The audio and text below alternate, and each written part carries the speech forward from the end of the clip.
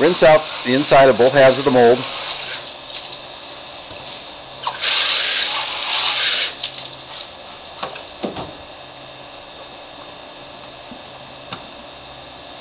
Then match them up and put the clips on that are provided with the mold.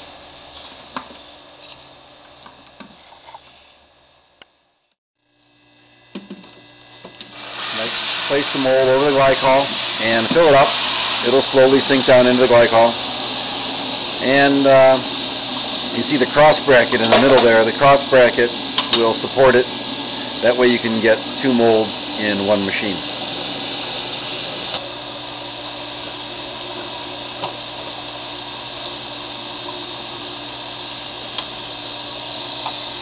Place your mold down into the water and fill it up fairly close to the top, but not all the way to the top.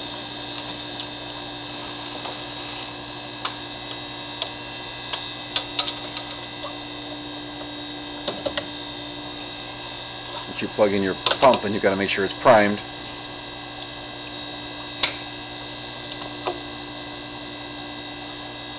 And then you're all set. Usually it takes about 2 days to make a globe. You unplug the pump, remove it.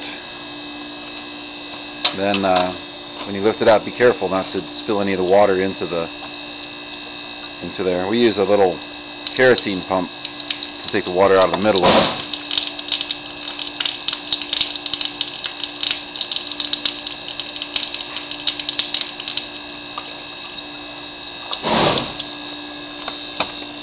And when you lift it out of there, you see there's a bracket going across the well, that way we can put two at a time in there. Let the glycol drip off. Glycol is expensive, and you want it to drip back into the well. And then if there's any little bit of water that's left in there, you're going to want to pour it out.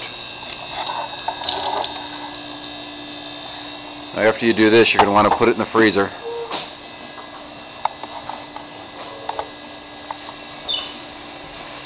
If you leave it out, you have a chance of it cracking.